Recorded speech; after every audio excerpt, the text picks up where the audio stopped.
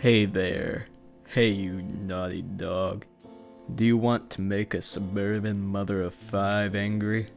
Then may I point you to the nearest GameStop. Have a nice day. How does one define counterculture in video games? Is the rebellion intentional? Is it a dissent from typical video game trends? Or is it a dissent from the general public? Or maybe both? Let's first focus on violence in video games. Contrary to the typical mold breakers you might think of, the first game to actually cause a stir over violence was Death Race back in 1976. One look at this disturbing game can tell you all you need to know of the horrific psychos who played it.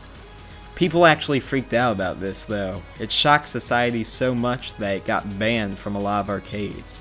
This is unheard of, as most mainstream games that have gotten banned usually feature some sort of extreme racism or sexism. This would start the long-lasting struggle against people who were anti-violence in video games. Now let's jump ahead. And Doom and Wolfenstein! These games were huge in the 90s, but many had a rough time with the increased amount of violence they showed. Mortal Kombat especially had it rough, pushing the boundaries of gaming. But it was not until 1997 when the first video game suit was released. The fear of these violent games increased after it was revealed that two of the people involved in the Columbine shooting were actually Doom fans. This led to many legal actions and struggles for fans of violent video games. And while the legal actions were extreme, I feel as if the cultural impact was greater. Many people around my age have probably encountered those who usher them away from such abhorrent spectacles of virtual violence and have been told to play more suitable games, like NASCAR kart racing for the Nintendo Wii. This line of thinking has slowly been dying out, and violence in video games has become much more normalized. So let's jump to the indie gaming scene. Indie games have always seemed to be more willing to go against the grain. One could argue that the relatively recent explosion of indie games was partially due to wanting to put a squeeze on lazy AAA studios. Some of Edmund McMillen's games go beyond that level of rebellion. Super Meat Boy angered PETA so much that they felt compelled to make a rip-off game called Super Tofu Boy. And The Binding of Isaac's religious themes caused it to get banned from the App Store and get cancelled from receiving a 3DS port. Toby Fox's Undertale got its countercultural status in nearly the opposite way, by presenting an RPG with humor where you can actually befriend monsters instead of kill them.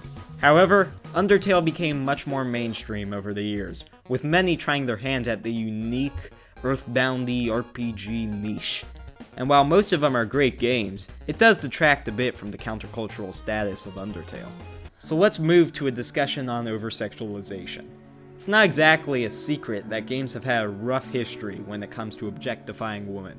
Metal Gear Solid 5, for example. Great game, but then Mad Lad Kojima decided, hey, what if we put a character in that has barely any clothes, can't talk, and is kept in the same buddy section of the game as the horse and the dog? Yeah, that sounds good. Xenoblade Chronicles 2 is another example where the sheer boobage of some of the characters is just plain ridiculous. But this isn't exactly counterculture, as this tradition has gone relatively unharmed in the public eye. That is, until Pyra and Mithra from the aforementioned Xenoblade Chronicles 2 got into Smash Bros. Some of the outrage went so far as for some to call for the removal of the characters entirely. This is the last place where I thought over-sexualization would go against the grain. We already had shirtless Sephiroth, thick Snake, and underwear Shulk, who is from the Xenoblade series. Also, I actually liked their addition because they no longer had Rex as their master.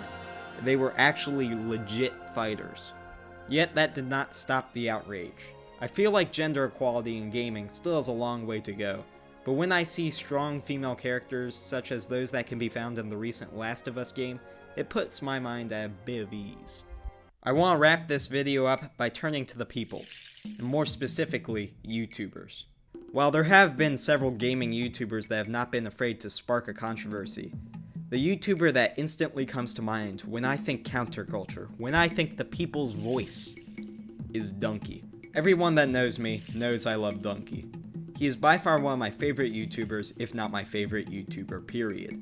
One of the reasons I love him so much is that his opinions on gaming are some of the most honest that I've seen. Two of the most famous examples of this are obviously his Game Critics video, leading to this iconic collage of the critics' outrage, and the I'm Done with Good Videos series, a more grim satirization of the mainstream YouTube world. One that is less recognized as counterculture, but is one of my favorite videos of all time, is the Anthem Legends Exodus video, criticizing the buffet of mediocre shooter game duds that gamers keep shoveling into their gaping orifices. Yet over time, other YouTubers came that were reminiscent of Dunkey that took some edge off of his countercultural status. Not just the lazy Dunkey clones, but great YouTubers that bring their own stuff to the table that I feel would not be nearly as popular if Dunkey had not paved the way. The YouTubing landscape has improved greatly due to Dunkey's content, and this kinda brings me to my conclusion. Every bit of counterculture in gaming has become mainstream at some point. Violence, indie games, controversial themes, freedom of expression, and slowly yet surely, gender equality. The stuff that people love in gaming has happened due to people pushing boundaries. So, keep doing you, people. See you next video. 私はどちらかというとホムラの方が好きかな。あ、ファイターの話ですよ。やっぱりホムラかな。いや、ファイターの話ですからね。